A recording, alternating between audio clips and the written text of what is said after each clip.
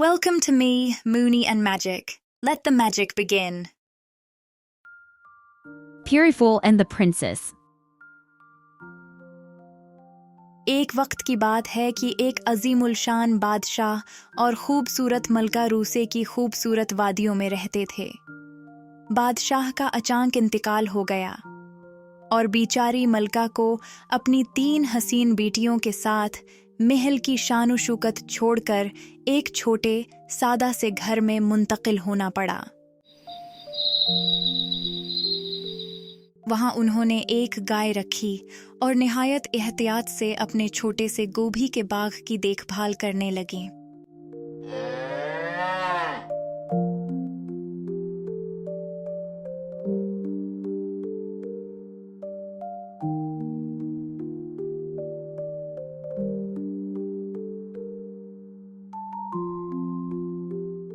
एक सुबह कुछ यूं हुआ कि सबसे बड़ी बेटी ने महसूस किया कि उनके बाग में से गोभियों का एक बड़ा हिस्सा गायब है। इस बात ने उसे हैरान और परेशान कर दिया। वो ये सोचने लगी कि आखिर ये कैसे मुमकिन हुआ। क्या ये किसी जानवर का काम था या फिर कोई चोर उनके बाग में आया था। उसने जल्दी से अपने घर वालों को इस तमाम तरसूरत हाल से आगाह किया। घर के दीगर इफराद भी जल्दी से वहां पहुंचे और इस पुरअसरार वाक़ये के बारे में बात करने लगे। हर कोई हैरान था कि आखिर ये सब हुआ कैसे। आखिरकार बड़ी बेटी ने फैसला किया कि वो उस रात बैठकर पहरा देगी ताकि वो इस मोमिया का जवाब तलाश कर सके। तमाम घर वाले इस पर मुत्तफक हो गए। आखिरकार जब रात गहरी हो गई, हर तरफ सन्नाटा छा गया और चांद अपनी पूरी आबूताब से जगमगाने लगा। तो बड़ी बेटी बाग के एक कोने में कंबल ओढ़कर बैठ गई और इंतजार करने लगी। अभी उसे इंतजार करते कुछ देर ही हुई थी कि एक बड़े दियो ने बाग की बाड़ को अबूर किया और सीधा गोभियों के बाग में दाखिल हो गया। वो हरी भरी शादाब गोभियों की तरफ बढ़ा। उसने एक बड़ी सी छुरी निकाली और गोभियों को काट काट कर अपनी बड़ी सी टोकरी में डालने लगा। अभी वो अपनी टोकरी भरने में मसरूफ ही था कि बड़ी बेटी हिम्मत करके उसके पास पहुंची और पूछा, तुम हमारी गोभियां क्यों ले जा रहे हो? लेकिन दिया ने कोई जवाब देने के बजाय उसे भी उठाकर गोभियों के साथ अपनी टोकरी में फेंक दिया। फिर वो बड़े बड़े कदम लेता हुआ वहां से भाग निकला। दियो का महल आसमान की बुलंदियों पर बादलों के दरमियान था। जब वो वहां पहुंचा तो उसने अपनी टोकरी को फर्श पर उलट दिया।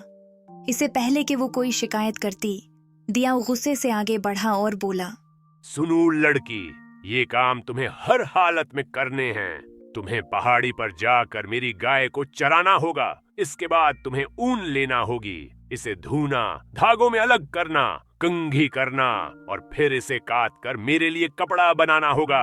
अगर तुम ये सब न कर सकी तो याद रखो, तुम्हारे लिए बहुत बुरा होगा। ये सब कहकर दियो अपने महल से निकला और देखते ही देखते जंगल की गहराइयों में गायब हो गया। दियाओं के खौफ से लड़की ने बिल्कुल वैसा ही किया जैसा उसे हुक्म दिया गया था। वो बूढ़ी गाय को चराने के लिए ऊपर पहाड़ी पर लेकर गई। जब वो वापस पहुंची तो भूख को महसूस करते हुए उसने चूल्हे पर एक बर्तन रखा और अपने लिए दलिया बनाने लगी। जब वो खाने के लिए बैठी तो अचानक उसने खुद को पीले बालों वाले नन्हे मुन्ने बोनों के एक हुजूम के दरमियान पाया। हर कोई उससे चला चला कर दलिया मांग रहा था। शहजादी ने उन छोटे बोनों को हकारत से देखा और तंजिया कहा, तुम्हारे लिए यहाँ एक दाना भी नहीं है, भाग जाओ इधर से। ये सुनते ही नन्हे बोने गायब हो गए और शहजादी ने खुश होकर अपना दलिया खा लिया। लेकिन जब उसने ऊन का काम शुरू किया तो उसे एहसास हुआ कि वो ये काम नहीं कर पा रही। चाहे वो जितनी मेहनत भी कर ले, वो दियो का दिया हुआ काम पूरा न कर सकी। जब दियो वापस पहुंचा और लड़की का काम अधूरा पाया तो गुस्से से गरजते हुए उसने लड़की को मुर्गियों के डरबे में फेंक दिया। अब मलका के छोटे से घर में सब लोग ये सोचकर परेशान थे कि सबसे बड़ी बेटी आखिर कहाँ गायब हो गई। फिर ये फैसला किया गया कि अगली रात दूसरी बेटी को बंद गोभी के खेत की निगरानी के लिए भेजा जाएगा। जैसे ही रात गहरी हुई, और चांद की हल्की रोशनी जगमगाने लगी तो दूसरी बेटी ने अपना कंबल उठाया और खेत के करीब बैठ गई। हवा में ठंडक थी और माहौल में एक खामोशी सी छाई हुई थी। ऐसा मालूम होता था सब कुछ सो रहा हो। जैसे जैसे रात बढ़ती जा रही थी, खेत की तरफ एक अजीब सा सुनाटा छाने लगा था। फिर अचानक दूर कहीं से एक भारी कदमों की आवाज आई। कदमों की गूंज इतनी भारी थी कि जैसे जमीन भी हिल रही हो। वो दियो था जो अपनी बड़ी और भारी शक्ल के साथ खेत की बाड़ के अंदर आ रहा था। इसके कदमों की आवाज से जमीन लर्ज रही थी और इसकी सांसों की आवाज हवाओं में गूंज रही थी। उसने बड़ी तेज रफ्तारी से गोभियां तोड़ना शुरू की। दूसरी बेटी ने जब दियो को रोकने की कोशिश की तो दियो ने उसे भी पकड़कर अपनी टोकरी में डाला और उसे अपने साथ लेकर अपने महल की तरफ भाग गया। महल ले जाकर दियो ने टोकरी जमीन पर फेंक दी और लड़की को सख्ती से तनबीह की कि वो गाय को चराने के लिए ऊपर हरी भरी पहाड़ी पर लेकर जाए, और दूसरा ये कि वो ऊन से खूबसूरत कपड़ा तैयार करे। जैसे ही दियो अपने महल से निकला और कदम बढ़ाता हुआ जंगल की गहराइयों में गुम हो गया, तो दूसरी लड़की भी गाय को चराने के लिए ऊपर पहाड़ी पर ले गई। जब वो वापस आई तो उसने अपने लिए पॉरेज तैयार किया। जैसे ही वो इसे खाने के लिए बैठी तो पीले सर वाले बोनों ने उसे घेर लिया और वो उससे पॉरेज मांगने लगे। लड़की ने उन्हें हिकारत से देखा और भाग जाने को कहा। बोने वहां से भाग गए और गायब हो गए। जब लड़की ने ऊन का काम शुरू किया तो उसे एहसास हुआ कि वो ये काम नहीं कर पा रही। चाहे वो जितनी मेहनत भी कर ले, वो दियो का दिया हुआ काम पूरा न कर सकी। उनको धोना, सुलझाना, कंघी करना और काटना सब उसके लिए नामुमकिन सा बन गया। जब दियो वापस पहुंचा और लड़की का काम अधूरा पाया तो गुस्से से गरजते हुए उसने लड़की को मुर्गियों के डिब्बे में उसकी बहन के साथ फेंक दिया, जहां से वो दोनों वापस नहीं आ सकती थीं। अब मलका के पास सिर्फ एक ही बेटी बच्ची थी, सबसे छोटी। ये नौजवान लड़की अपनी माँ के पास गई और कहा कि वो इस रात खेत की निगरानी करेगी ताकि पता चले कि उसकी बहनों के साथ किया हुआ था। इब्तदा में मलका इसकी इजाज़त देने में हिचकिचाई क्योंकि वो अपनी इकलौती बेटी को खतरे में डालना नहीं चाहती थी। मगर बेटी की बार बार की दरख्वास्तों और उसके मजबूत इरादे को देखकर मलका ने आखिरकार हार मान ली और इजाज़त दे दी।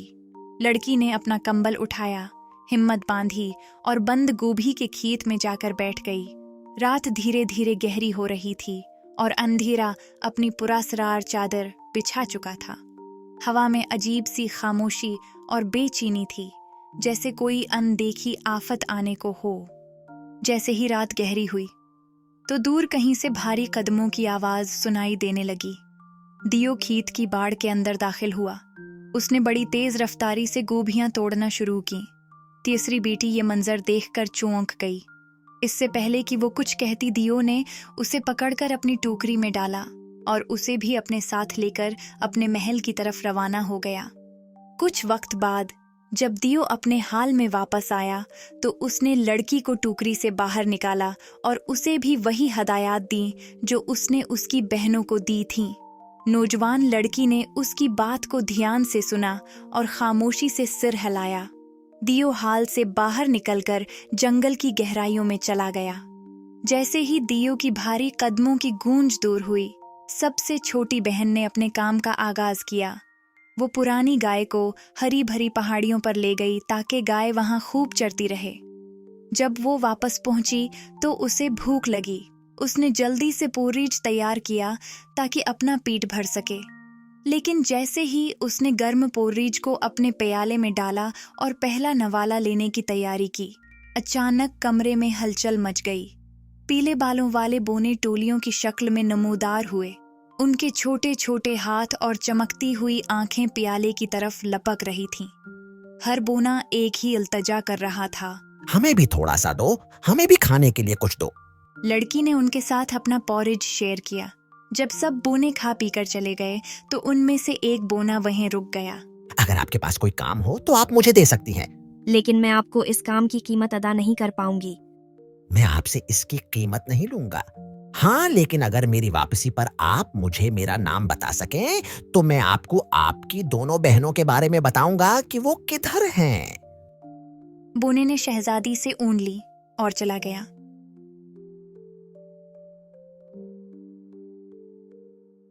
इत्तेफाक से उसी रात एक भिखारन उनके दरवाजे पर आई और धीरे से दस्तक देने लगी। मुझे एक रात यहाँ क़याम करने दें। मैं बहुत थकी हुई और भूखी हूँ। शहजादी ने भिखारन को बाहर ले जाकर दरख्तों के पीछे बिठाया और उसे खाने के लिए ब्रेड और चीज दी। ये महल मेरा नहीं बल्कि दियो का है। अगर उसने तुम्हें यहाँ देख लिया तो वो हम दोनों को जिंदा नहीं छोड़ेगा। क्या तुमने कभी पीले सर वाले बूने देखे हैं? वो अजीब मखलूक हैं जो अचानक जाहिर हो जाती हैं और हमेशा कुछ मांगती रहती हैं। नहीं, मैंने तो ऐसी किसी मखलूक को कभी नहीं देखा। आपका बहुत शुक्रिया कि आपने मुझे खाना खिलाया। ये कहकर भिखारन पहाड़ की चोटी की तरफ चल दी ताकि रात क़याम करने के लिए कोई जगह तलाश कर सके। ऊपर उसे एक गार दिखाई दिया। वो उसमें दाखिल हो गई। ये जगह उसे सोने के लिए बहुत आरामदेह महसूस हो रही थी। गार में उसे एक रोशन सुराख दिखाई दिया। जब उसने अंदर झांका तो वहां मंजर ही और था। बेशुमार छोटे बूने बड़ी मेहनत और जोश से काम कर रहे थे। कुछ ऊन धो रहे थे तो कुछ उसे अलग करके साफ कर रहे थे। कमरे के बिल्कुल पिछले हिस्से में एक कतार में कताई करने वाले बैठे थे, जिनके चरखों के पहिए तेजी से घूम रहे थे। एक छोटा पीले बालों वाला बोना वहां दौड़ रहा था, जैसे उन सबको हिदायत दे रहा हो। उसकी आवाज गूंज रही थी और वो एक खुश मिजाज गाना गुनगुना रहा था। पेरी फूल मेरा नाम है, ऊन से कपड़े बनाना मेरा काम है। भिखारन फौरन गार से बाहर निकली और तेज कदमों के साथ चलने लगी। वो जान गई थी कि शहजादी को इसी नाम की तलाश है। उसने शहजादी को तमाम तर सूरतहाल से आगाह कर दिया। अगली सुबह बूना बेशुमार खूबसूरत और रंगीन कपड़ों के थान लेकर शहजादी के पास हाजिर हुआ। तो बताओ शहजादी, मेरा नाम क्या है? मेरे ख्याल में आपका नाम पेरी फूल है। तब बोने ने उसे बताया कि उसकी बहनें मुर्गियों के डरबे में हैं। छोटी बहन को आखिरकार अपनी बहनें मिल गईं। रात को उन्होंने वहां से भाग निकलने का मंसूबा तैयार कर लिया। उन्होंने टोकरी को कीमती जवाहरात से भरा और फिर उन्होंने जवाहरात को ऊपर से घास से ढांप कर छुपा दिया ताकि किसी को शक न हो सके। सुबह जब दियो वापस आया और उसने हाल में खूबसूरत और कीमती कपड़ों के थान देखे तो वो हैरान रह गया। तब शहजादी ने नरमी से कहा, मैंने अपनी माँ के लिए भी एक चीज तैयार की है। मैंने एक टोकरी में हरी भरी घास भरी है ताकि वो अपनी गाय को खिला सके। वहां की घास पीली पड़ चुकी है और मेरी माँ बहुत परेशान होगी। ये मेरी माँ के लिए एक तोहफा है, अगर आप इजाजत दें तो। दियो, जो पहले ही खुश था और शहजादी के काम से मुतासिर हो चुका था, फौरन बोला, ये तो कोई बात ही नहीं। वो टोकरी में सुबह होते ही खुद तुम्हारी माँ के पास छोड़ आऊंगा। तीनों लड़कियों ने खुद को घास के नीचे टोकरी में छुपा लिया। सुबह जब दियो गहरी नींद से बेदार हुआ तो उसे याद आया कि उसे लड़की का काम करना है। चुनांचा वो फौरन बिस्तर से उठा और बाहर की जानिब चल दिया। बाहर दरवाजे के करीब ही घास से भरी टोकरी पड़ी थी।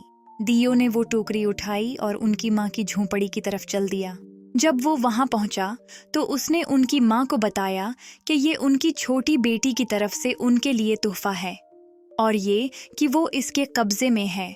ये सुनकर उनकी माँ परेशान हो गई और उसने एक तरकीब सूझी। उसने दियो से कहा कि वो ये घास बाहर रखाए। जैसे ही दियो घास लेकर बाहर निकला तो माँ ने खिड़की से गर्म पानी की एक बाल्टी दियो पर फेंक दी। तकलीफ से वो मौका पर ही हलाक हो गया। तीनों लड़कियां टोकरी से बाहर आई और अपनी माँ के गले लग गईं। अब उनके पास काफी दौलत भी आ चुकी थी और उनके बुरे दिन खत्म हो चुके थे।